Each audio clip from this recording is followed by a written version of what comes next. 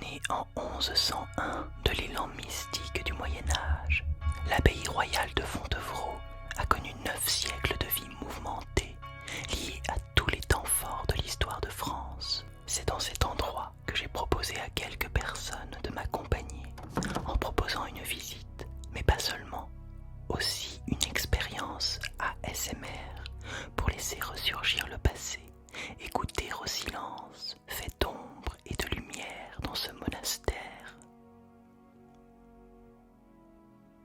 Sur les traces de Robert d'Arbrissel, son fondateur, mais aussi d'Aliénor d'Aquitaine, mère de Richard Cœur de Lion, qui en fit la nécropole des Plantagenets. Fontevraud fut un monastère et fut une prison, dirigée par des femmes, abbesses très puissantes, qui ne dépendaient que du pape et du roi. Elle était, à la veille de la Révolution, l'abbaye la plus riche de France. L'abbaye de Fontevraud est devenue pour moi un véritable laboratoire du silence. Une abbaye qui porte en ses murs les marques d'un double destin. Nous voici dans l'abbatiale, à ressentir l'espace, la verticalité, à déplacer des objets invisibles pour s'approprier le lieu, le ressentir, le visiter de tout notre corps et ressentir le possible chant des siècles. On entend souvent parler de bruits qui montent comme la chaleur, de cris qui s'élèvent, se hissant jusqu'à nous, de la rumeur de la foule qui enfle, tandis qu'en esprit, nous voyons le silence comme un ensommeillement qui envahit, un endormissement qui grandit, comme le jour qui s'éteint, déposant un voile sur nos sens. Nous voici devant les gisants d'Aliénor d'Aquitaine, d'Henri II Plantagenet, de Richard Cœur de Lion et d'Isabelle d'Angoulême. C'est par le corps que l'information circule, c'est par le corps aussi que la pierre transmet ses mémoires. La pierre de tuffeau, si connue pour sa porosité, véritable roche buvard, absorbant autant l'eau que les mémoires du passé. Les doigts dansent sur les dos étrangers et forment les lettres des défunts. C'est un langage corporel, à la fois relaxant et efficace. Les noms prennent forme dans l'esprit et l'image des rois et des reines viennent alors à la conscience.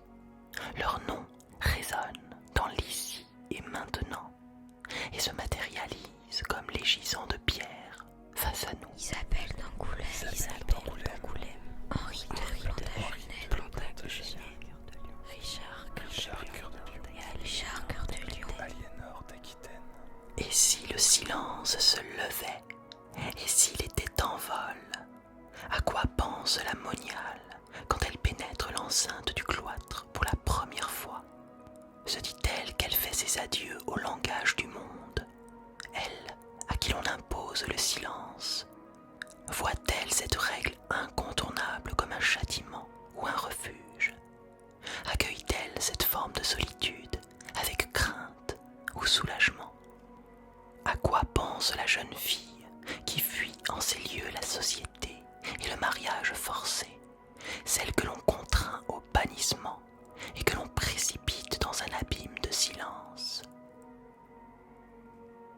Imagine-t-elle dans l'instant que cet environnement peu familier sera son décor jusqu'à la fin de ses jours, que les murs de la bâtisse qui la protègent de l'extérieur la coupent également de celui-ci? Ou voit-elle au-dedans, au-delà? La communauté de l'abbaye royale se rassemble dans la salle capitulaire. Les moniales assistent ici à la lecture commentée de chapitres de la règle monastique, d'où le nom donné à la salle. Le décor peint de la salle capitulaire, réalisé entre 1562 et 1567, résume l'esprit fontevriste. La liturgie emplie de mémoire du sacrifice du Christ dans une iconographie dite doloriste. La scène essentielle, la crucifixion, est positionnée dans l'axe de la salle et du cloître. C'est au pied de cette scène majeure que siège l'abbesse en chapitre. Et c'est ici aussi que nous avons capté le plus d'émotions sur les visages peints. Triste, Tristesse, tranquillité, légèreté, intranquillité, chagrin, légèreté, pardonner, douleur, aimer, s'amuser, inquiétude, déception, tendresse, confiance, bonheur, peur, colère, déception, tendresse, déception, confiance, tendresse, colère, confiance, joie. peur.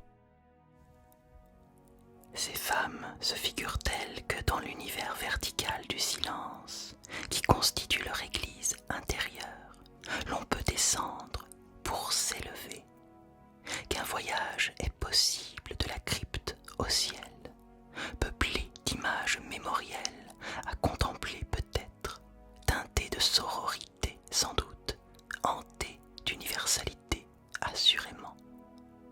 À quoi pense le prisonnier révolté que l'on enferme ici? Encage-t-il ses émotions? Emmure-t-il ses mots? Ressent-il le silence comme une fureur trop bruyante qui frappe à ses tympans les 100 coups de cloche, comme on est frappé par la lucidité, ce foudroiement de la pensée qui s'achemine jusqu'au cœur? Pour lui, le silence est-il le fer de la réclusion ou la marque de la rencontre avec un compagnon fidèle? Les mots de Jean Genet nous mettent face à l'enfer carcéral de la prison qui était devenue Fontevraud. De toutes les centrales de France, Fontevraud est la plus troublante. C'est elle qui m'a donné la plus forte impression de détresse et de désolation. Et je sais que les détenus qui ont connu d'autres prisons ont éprouvé à l'entendre nommer même une souffrance, une émotion comparable aux miennes. Criminels endurcis, simples voleurs de pommes, détenus politiques ont indifféremment peuplé cette centrale. Derrière les hauts murs et les portes épaisses, les dortoirs surpeuplés, les cachots, le mitard constituent le décor d'un quotidien scandé par l'appel de la cloche et le bruit des verrous. On y tisse le chanvre, on fabrique des chaises et des boutons de nacre. Se heurter au silence, c'est entrer en paradoxe, se confronter à l'invisible et au sourd, connaître la solitude, mais y croiser pourtant la multitude. C'est aussi sourd les douates, s'enrober d'un châle épais qu'amortit la violence et repousse l'intrusion. Quelque part, au creux de soi, au cœur de la nuit, entre calme et tourment, entre vie et mort, naît une chose sans nom, un frémissement pareil au bruissement du vent dans les branches, un souffle destiné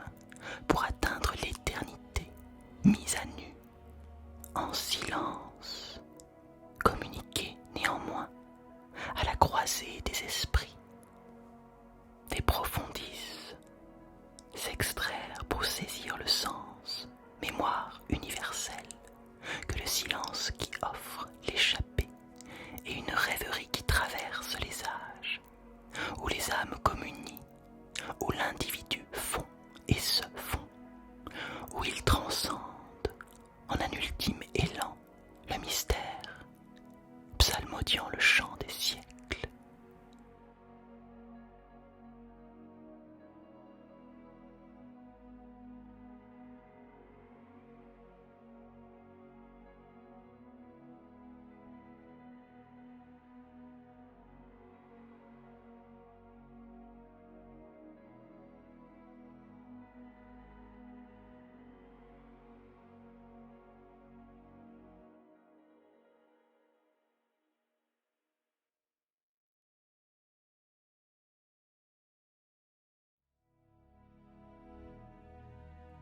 Le silence, c'est quand je vide mon cerveau et que je me libère complètement pour me détendre, pour être tout simplement tête à tête avec moi-même. Et là, le silence, il m'apaise vraiment. Mais il y a d'autres silences. Et puis c'est ceux que je choisis pas toujours. Et là, c'est différent. Ils sont pesants et ils sont lourds. Le silence, c'est apaisant mais aussi très perturbateur. Cette angoisse qui me vient quand j'entends des chuchotements près de mon oreille, ce silence qui m'emmène dans mes rêves, ces petits bruits qui me rappellent que je suis là, cette intimité, touchée au centre de mon corps, qui me surprend devient tout d'un coup un moment de ressources et d'apaisement.